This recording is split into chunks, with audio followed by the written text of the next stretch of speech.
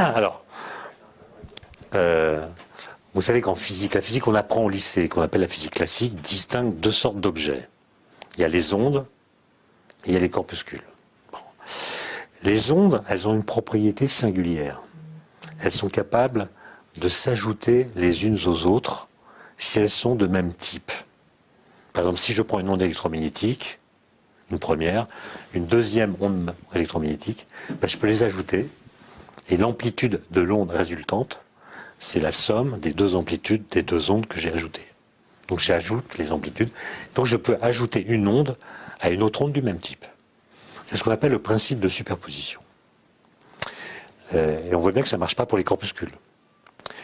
Et l'idée fondamentale de la physique quantique, c'est de dire, on se fiche de la nature des objets physiques qu'on considère. Que ce soit un électron, un atome, une étoile, n'importe quoi d'autre, on s'en fiche. On décide de décrire les états physiques de ces objets par des entités mathématiques, A, B, C, D, tout ce qu'on veut, qui ont la propriété de pouvoir s'ajouter les unes aux autres, comme si elles étaient des ondes. Donc le principe de base, c'est de dire, si je prends un électron, il peut être par exemple dans l'état A, l'état A c'est l'électron qui est là à ma gauche, ou bien dans l'état B, c'est l'électron qui est là à ma droite, mais s'il peut être dans A ou dans B, alors il peut aussi être mis dans l'état A plus B. J'ai ajouté les états. Et toute la question c'est, que veut dire A plus B ? Que veut dire A plus B ? Alors ce principe de superposition, il a permis, entre autres choses, à Schrödinger d'écrire son équation. Bon. Et la question fondamentale de l'interprétation, c'est que veut dire A plus B ?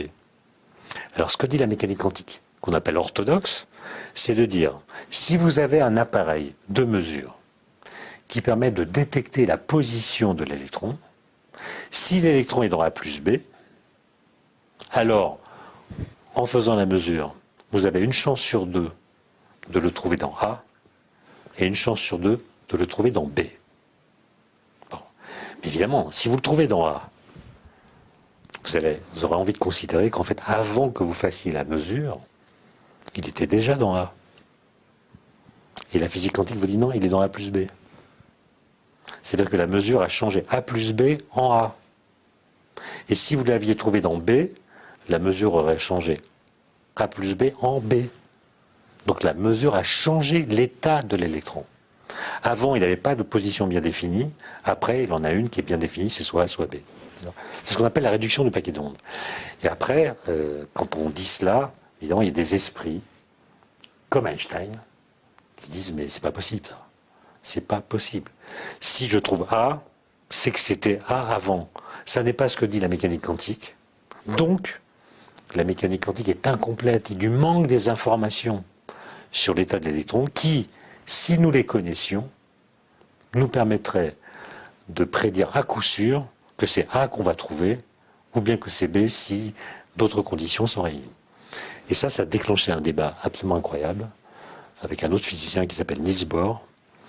Et c'est un débat presque philosophique sur ce qu'on doit attendre de la physique, mais qui a pu être tranché par une expérience faite dans les années 1980, notamment à Orsay, par l'équipe d'Alain Aspect, un physicien français, qui a montré qu'il n'y a pas de variable cachée locale. Enfin, ça devient un peu technique, mais la physique quantique, c'est vraiment ça.